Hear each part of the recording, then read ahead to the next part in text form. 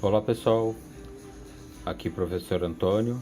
Bom, estamos aqui para correção da AP, avaliação da aprendizagem em processo do 8º ano referente ao primeiro bimestre de 2020. Essa avaliação composta por 16 questões, sendo 12 questões referente ao primeiro bimestre e as 4 últimas questões referente aos anos anteriores, aí, 7º, 6º e até do 5º ano, tá?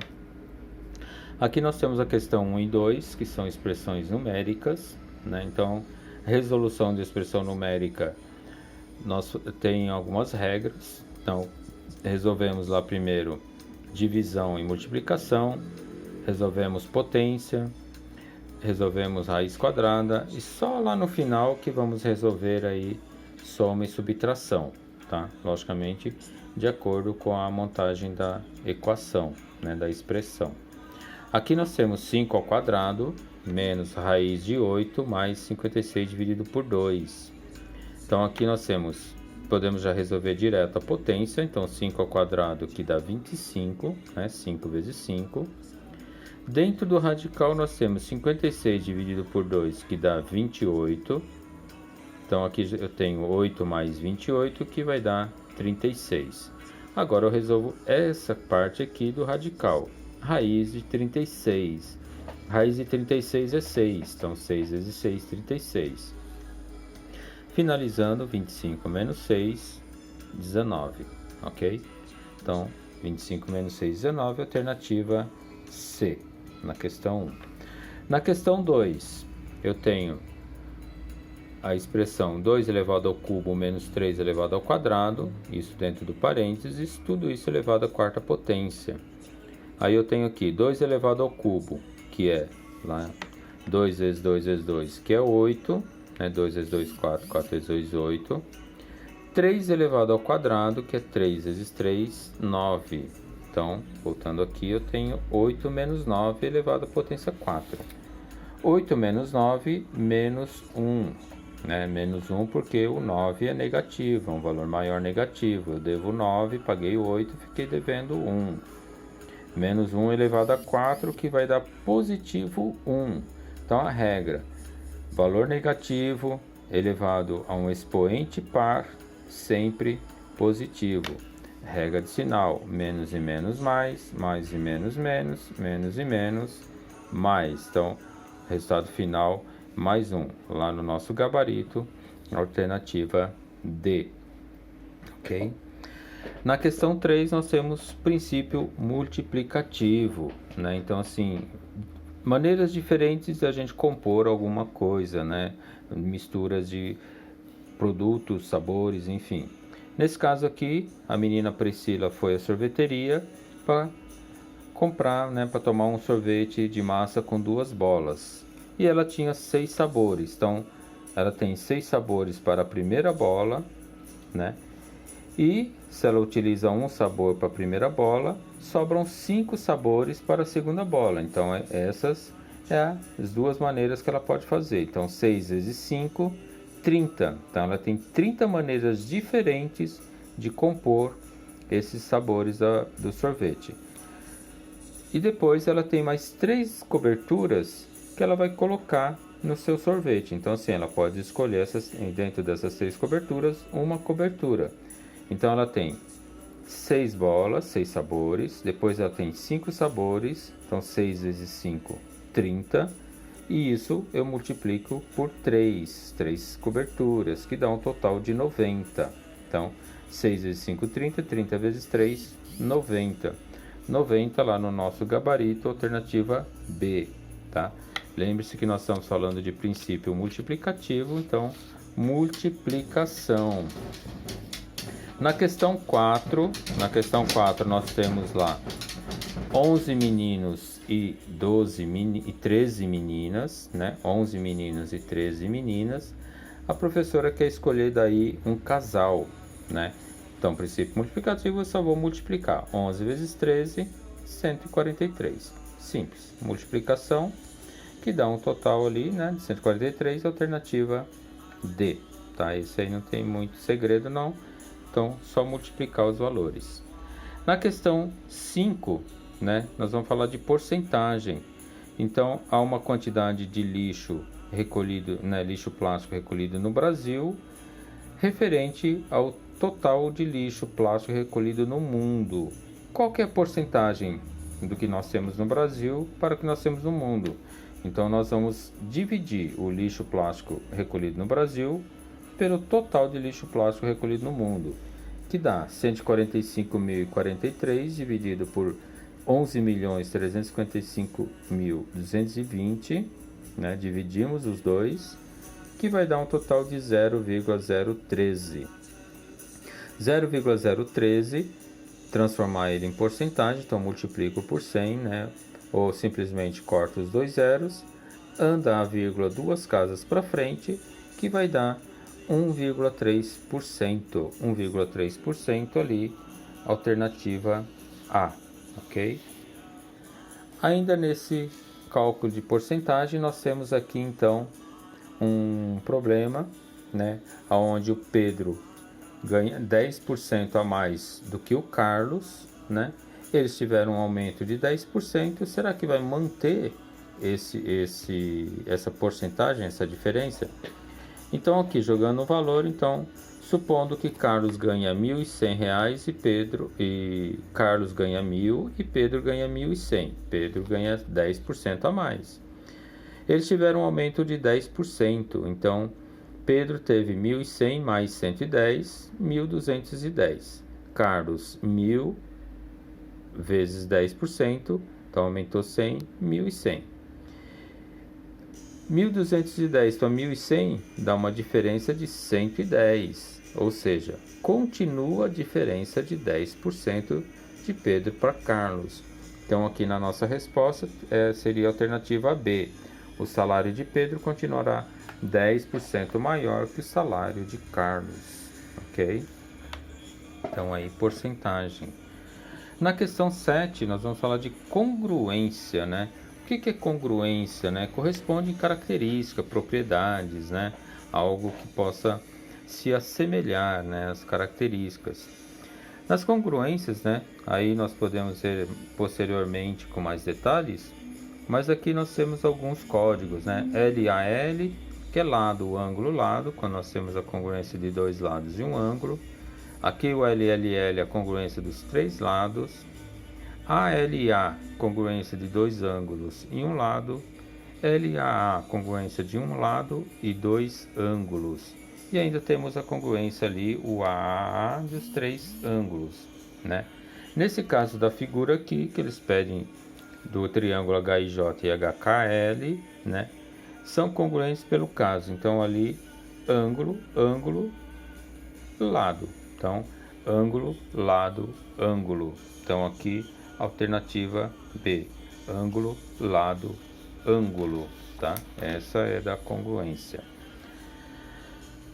Na questão 8, né, eles consideram aqui duas figuras, dois triângulos, né? E para que eles sejam congruentes, eles pedem o valor de x e de y. Então aqui nós temos correspondência, valor 9 correspondente ao 2x mais 1, o y menos 1, 3 correspondente ao 5, né? Correspondência dos lados. Resolução para o x, 2x mais 1 igual a 9, resolução da equação do primeiro grau, 2x igual a 9 menos 1, 2x igual a 8, aqui divido 8 por 2, x igual a 4. No y menos 3 igual a 5, então eu vou somar 5 mais 3, y igual a 8, tá?